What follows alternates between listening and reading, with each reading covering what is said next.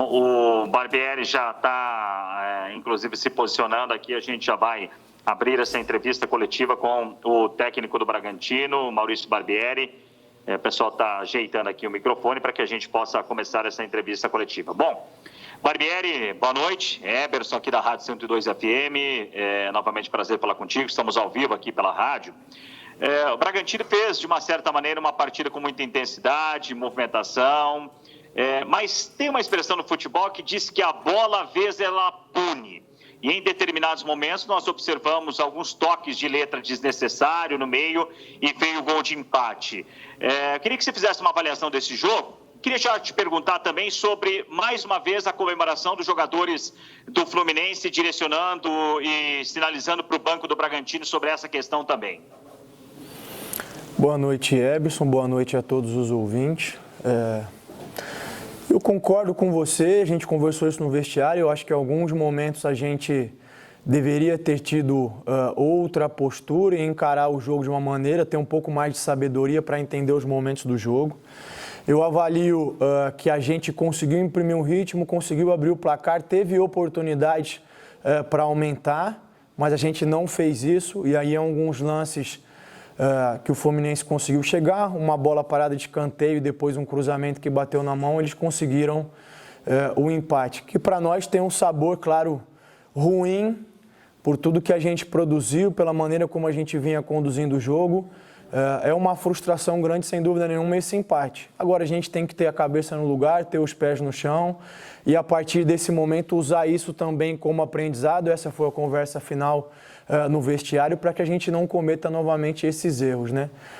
Em relação à questão do Fluminense, enfim, são coisas de jogo, estão lá. Eu acho que, na verdade, o mais errado sou eu, porque eu estou esperando uma conduta e um comportamento que não apareceu em outras oportunidades. Então, acabei me frustrando com isso. Eu é que devo deixar de esperar outro tipo de comportamento e conduta, e aí as coisas caminham como tem que ser.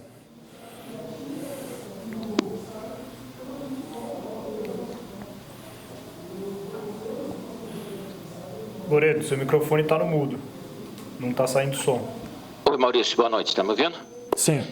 Hoje você tem razão, inclusive até se quiser ficar bravo, né? Bravo no sentido assim, o jogo, da forma que se apresentou no primeiro tempo, não dava para imaginar que o Bragantino não fosse vencer, né? Pela postura do time, por tudo que fez. E daí não sei se a palavra é essa, se não for também você tem o direito de falar. Em alguns momentos a sensação que nós tivemos é que faltou seriedade. E eu queria que você falasse do Claudinho, que voltou da seleção, que o Claudinho é o Claudinho, é indiscutível, craque, vai para a Olimpíada, a gente está esperando isso. Mas a gente sentiu, e o torcedor na transmissão, participando com a gente, de que parece que hoje ele exagerou no toque de letra, toda hora tinha alguma coisa de diferente que não precisava. Não é esse o Claudinho, não é dessa forma que ele chegou à seleção. O que você viu, né, do comportamento do seu camisa 10 e dessa seriedade, se faltou ou não em alguns momentos na partida? Boa noite, Loredo. Eu não gostaria de centrar a análise em um jogador ou em um indivíduo, né? Como eu disse anteriormente, eu acho que em alguns momentos sim a gente poderia ter tomado outras decisões. É claro que isso se estende também ao Claudinho. Eu acho que você frisou bem, o Claudinho continua sendo o mesmo jogador fantástico que foi até agora, merecidamente convocado à seleção, com uma expectativa e um futuro muito promissor. Mas ele, assim como todos os outros jogadores, precisam amadurecer e precisam entender que em alguns lances é preciso ser um pouco mais conservador ou jogar um pouco mais seguro, não só em função do resultado, mas é porque isso também determina o alto nível em que vai se atingir na carreira ou não, né? Então eu acho que isso se estende a todos, essa foi a cobrança interna.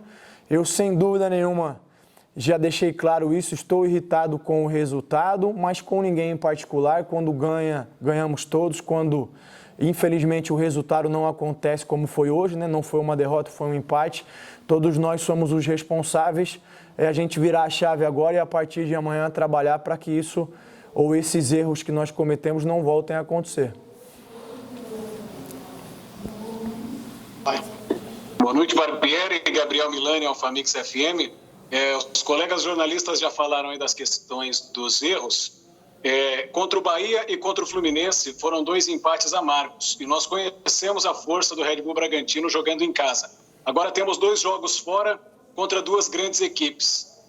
O que fazer para corrigir esses erros e recuperar talvez esses pontos perdidos aqui em Bragança Paulista? Boa noite. Boa noite, Gabriel. Eu acho que a gente tem que tentar imprimir e colocar a nossa identidade que a gente tem feito, foi o que nos trouxe até aqui. A gente tem procurado sempre fazer isso tanto dentro quanto fora de casa. A sequência realmente é uma sequência difícil, não só por serem 2 jogos fora, mas pelo calibre, pela história, pelo tamanho dos adversários. A gente tem que, enfim, encarar, tentar impor o nosso jogo, tentar buscar soluções. E nos momentos em que o jogo se apresentar, como acabou se apresentando aí, no final, tanto com o Fluminense quanto o Bahia, procurar fazer melhores escolhas. Eu acho que, especialmente hoje, a gente teve uma oportunidade clara ali de definir, a gente tem que tentar trabalhar para aproveitar melhor essa oportunidade e tentar não cometer esses erros ou dar essas possibilidades aos adversários, né? Não tem fórmula de sucesso, o caminho sempre, em toda situação, é aprender com os erros, melhorar, evoluir e tentar seguir em frente. Boa noite, Barbieri. Rodrigo Seixas, do Correio de Atibaia. Eu gostaria de saber sobre as alterações. O Luan Cândido saiu no intervalo, depois o Natan saiu durante o segundo tempo e no finalzinho entrou o Liger e o time ficou com 3 zagueiros. Eu gostaria de saber quais foram as ideias nessas mudanças e se alguém sentiu alguma coisa para sair. Boa noite. O Luan saiu por questão médica, o Natan saiu por já estar amarelado e ser um zagueiro, eventualmente teria que fazer uma falta, vamos dizer assim, de maior risco, corria o risco de ser expulso. E a situação do Liger foi porque eles colocaram 2 referências, né? Ficaram com o Abel e o Bobadilla, os 2 pesando em cima dos 2 zagueiros e fazendo um jogo muito direto. A ideia de colocar o Liger é que a gente pudesse ter o confronto com os 2 e ainda assim ter uma peça resguardando uma sobra ali, preencher um pouquinho mais a área, além de ganhar estatura, porque a gente tinha acabado de tomar um gol de bola parada num escanteio. Boa noite, Barbieri, é o Danilo do GE. Queria que você falasse especificamente dessa partida agora, né, contra o Corinthians na quarta-feira. Corinthians que vem tentando se encontrar, está com um técnico novo, né, recente, chegou recentemente. Como que você vê essa partida? Como que você encara esse momento do Corinthians? Eu vejo como uma partida difícil, sempre é muito complicado enfrentar o Corinthians, ainda mais fora de casa, né?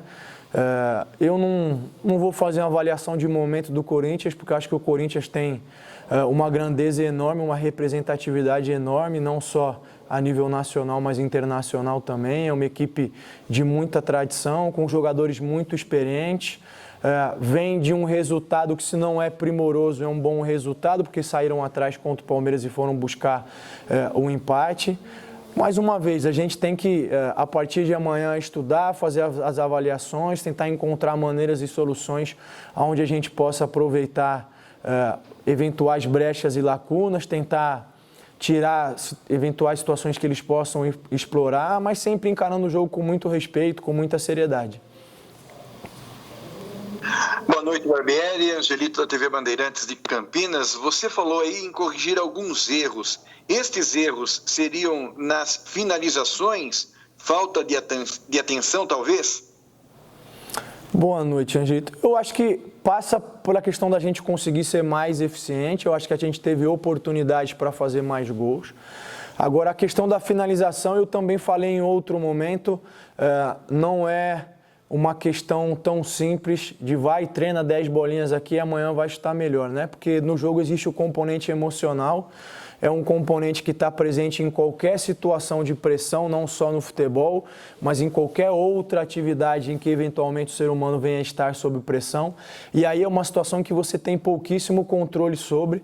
É por isso que muitas vezes existem atacantes que, mesmo sendo menos técnicos, conseguem ter um equilíbrio, uma frieza de marcar mais gols do que outros que aparentemente sejam muito técnicos, mas não conseguem ter esse controle emocional. Essa é uma parte, né?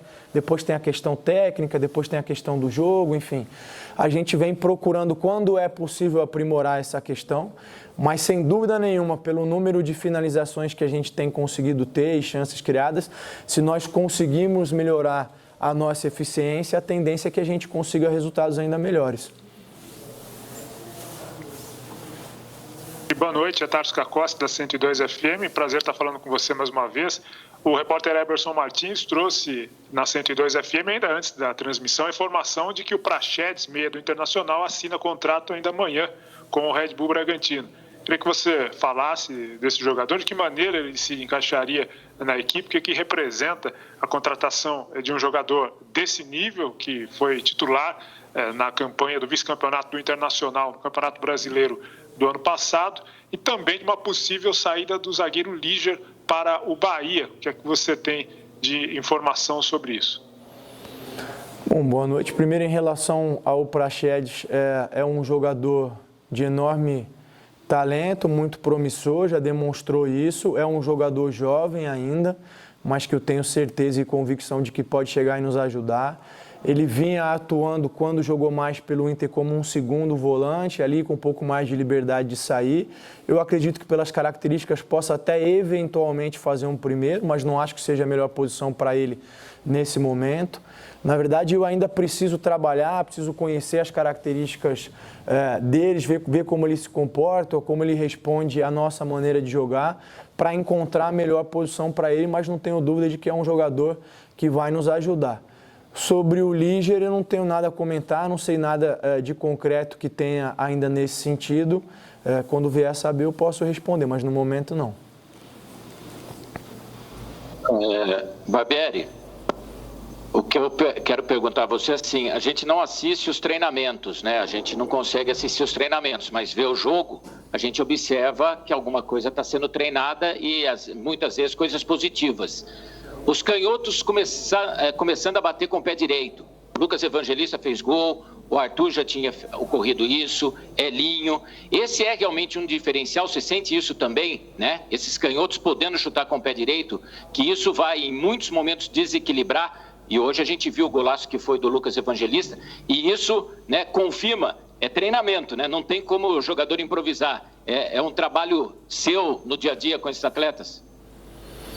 Sim, mais do que um trabalho meu, é um trabalho do clube, né? E aí eu tenho que dar o mérito também ao Marcinho, ao Anderson Marques, ao Maldonado, que muitas vezes fazem esse trabalho de complemento de maneira mais individual a eles, sempre trabalhando. Eu acho que não só a questão da finalização, mas a gente já vê o Arthur hoje com muito mais naturalidade, saindo para o fundo, usando a perna direita para cruzar, o Elinho trazendo para dentro e batendo de direita.